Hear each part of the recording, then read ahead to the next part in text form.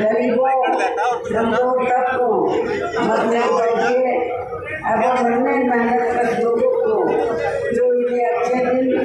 दिखाने के असंख्य और लोगों पर वायदे किए हैं तथा अनेकों हवाई काफी गारंटी दी है, तो उनका जमीनी हकीकत में अभी तक भी इन्होंने लगभग 1/4 हिस्सा पूरा नहीं किया, बल्कि इसके स्थान पर इनका ज़्यादातर समय बताकर भी जहाँ इनके अपने चरित्र में बड़े बड़े पूंजीपतियों और धनवान लोगों ही ज़्यादा से ज़्यादा मालामाल व धनवान आदि बनाने में तथा उन्हें हर स्तर पर छूट देने व बचाने में ही लगी रही है, जिनके अधिकांश आर्थिक सहयोग से ही ये पार्टी व अन्य पार्टियां भी अपना संगठन चलाती है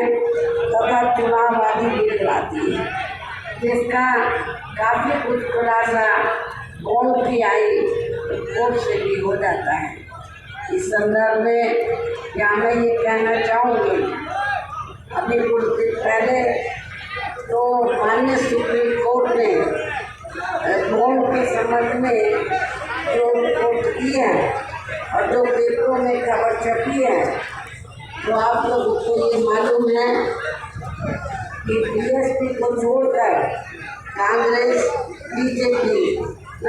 अधिकांश अन्य विरोधी पार्टियों ने इस देश के बड़े बड़े पूंजीपतियों व धन्ना सेठों से बॉन्ड के जरिए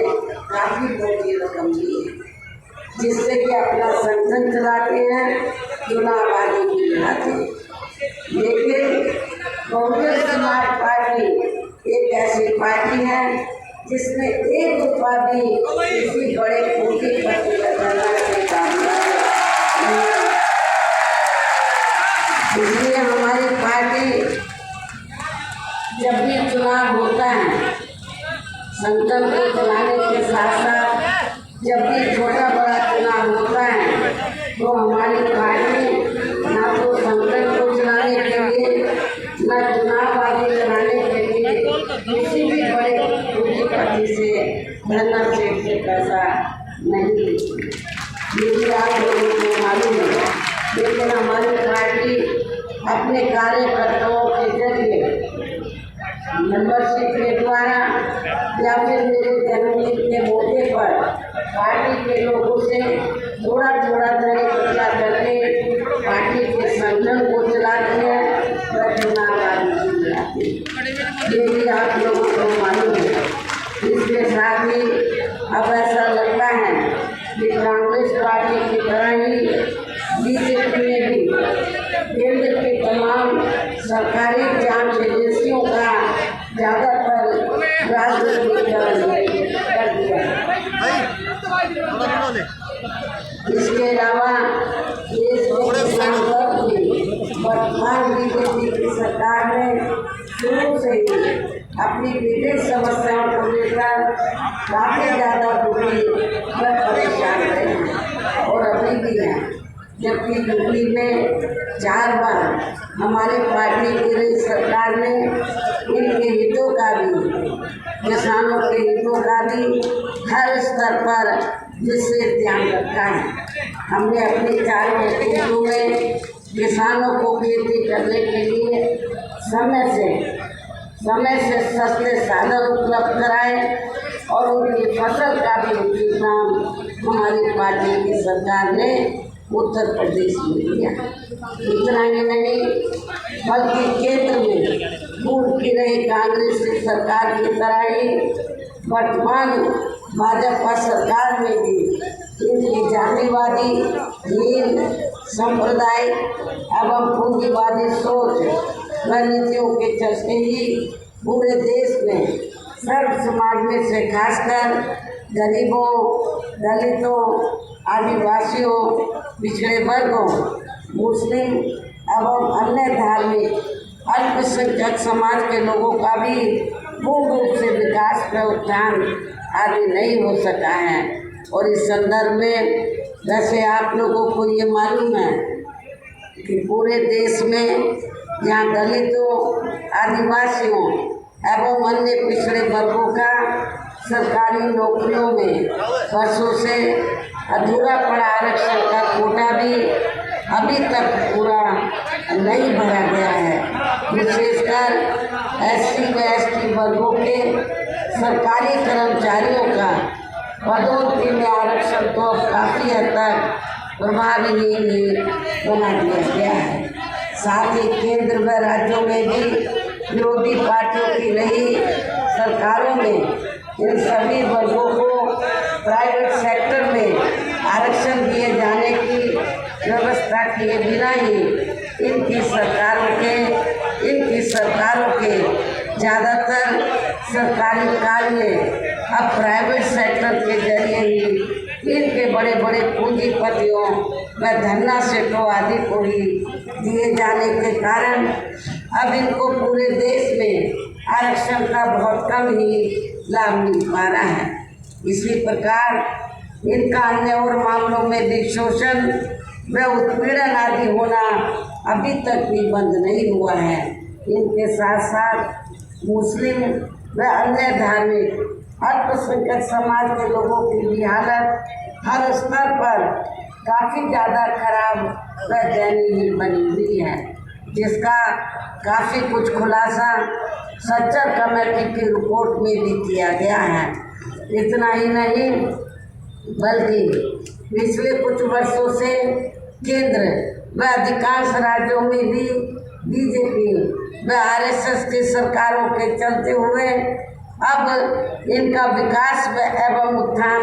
आदि होना भी काफ़ी हद तक बंद सा हो गया है। आए दिन इन पर खासकर धर्म की आड़ में हो रही जुर्म जाति भी यह काफ़ी ज़्यादा चरम सीमा पर पहुंच चुकी है। इनके साथ साथ अपर कास्ट समाज में से विशेषकर गरीब लोगों की भी हालत हमें कोई खास अच्छी नज़र नहीं आती है। इनकी गलत कृषि नीतियों के कारण किसान वर्ग भी आए दिन आंदोलित ही रहता है। साथ ही इनकी गलत आर्थिक नीतियों की वजह से देश की अर्थव्यवस्था पर भी इसका काफ़ी बुरा प्रभाव पड़ा है, जिससे यहाँ विशेषकर छोटे एवं मध्यम वर्ग के व्यापारी वर्ग भी काफ़ी ज़्यादा दुखी व परेशान हैं। और अब केंद्र में पूर्व की रही सरकारों की तरह ही वर्तमान भाजपा सरकार में भी यहाँ पूरे देश में गरीबी, बेरोजगारी एवं महंगाई आदि भी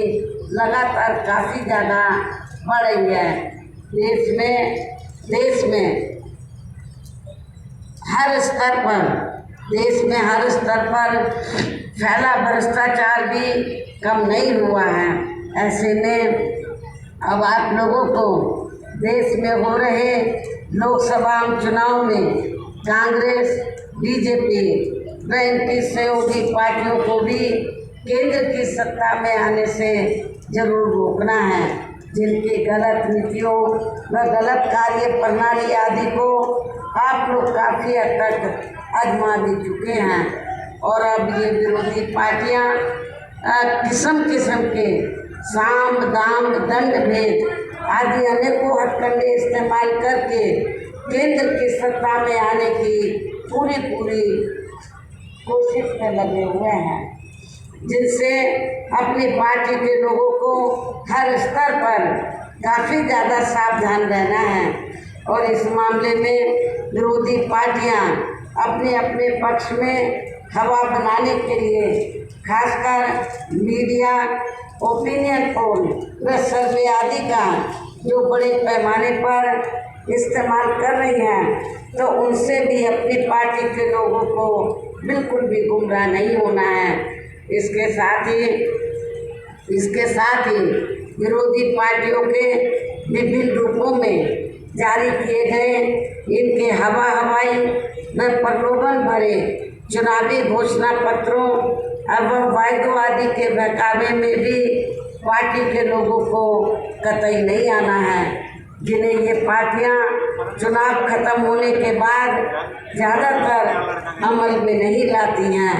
और अब जिन पर से देश की जनता का अधिकांश विश्वास ही उठ गया है। यही खास वजह है कि हमारी पार्टी किसी भी चुनाव में अपनी पार्टी का कोई भी चुनावी घोषणा पत्र आदि जारी नहीं करती है। और वैसे भी हमारी पार्टी किसी भी मामले में कहने में बहुत कम बल्कि कार्य करके दिखाने में ही ज़्यादा विश्वास रखती है। और इस बात का सबसे बड़ा सबूत ये है कि उत्तर प्रदेश में 4 बार हमारी पार्टी के नेतृत्व में रही सरकार ने चुनाव में पार्टी के बिना जारी किए गए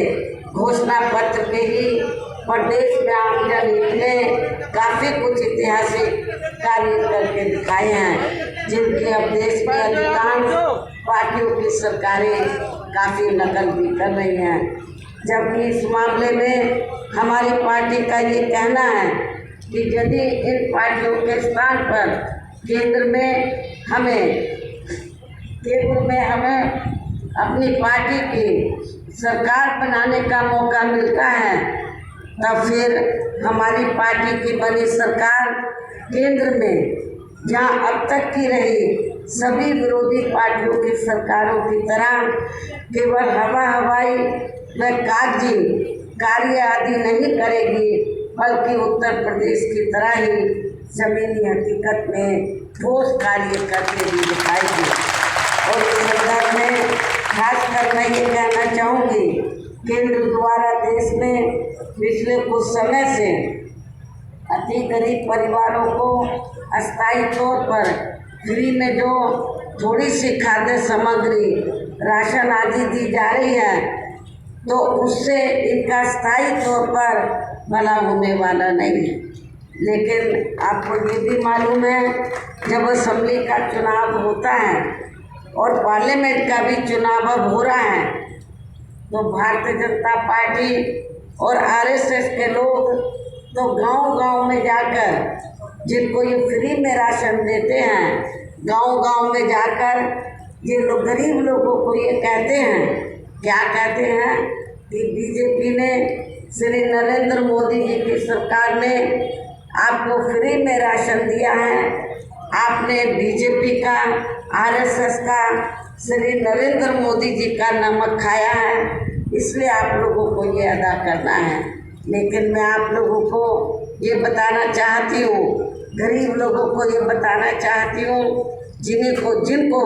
फ्री में राशन मिल रहा है, तो वो कोई बीजेपी अपनी जेब से नहीं दे रही है, आरएसएस अपनी जेब से नहीं दे रही है, और इतना ही नहीं, श्री नरेंद्र मोदी जी भी अपनी जेब से नहीं दे रहे हैं, बल्कि जनता जो टैक्स देती है उस टैक्स के पैसे से आप लोगों को फ्री में राशन दिया जा रहा है। और वैसे भी गरीब लोगों की ये जटिल समस्या देश में हर हाथ को काम देने से ही केवल दूर हो सकती है, जिसकी तरफ हमारी पार्टी की बनी सरकार विशेष ध्यान देगी। साथ ही देश में पिछले काफ़ी वर्षों से आए दिन बढ़ रही गरीबी, बेरोजगारी व महंगाई आदि से भी जनता बहुत ज़्यादा दुखी है, जिसे भी आर्थिक नीतियों में तब्दीली करके जरूर दूर किया जाएगा। धर्म की भी आड़ में पिछले कुछ वर्षों से खासकर मुस्लिम समाज के लोगों की द्वेष की भावना से जो इनका काफ़ी ज़्यादा शोषण व उत्पीड़न आदि किया जा रहा है, तो इसे भी जरूर रोका जाएगा। कहने का तात्पर्य ये है कि देश में इस समय हो रहे लोकसभा चुनाव में विरोधी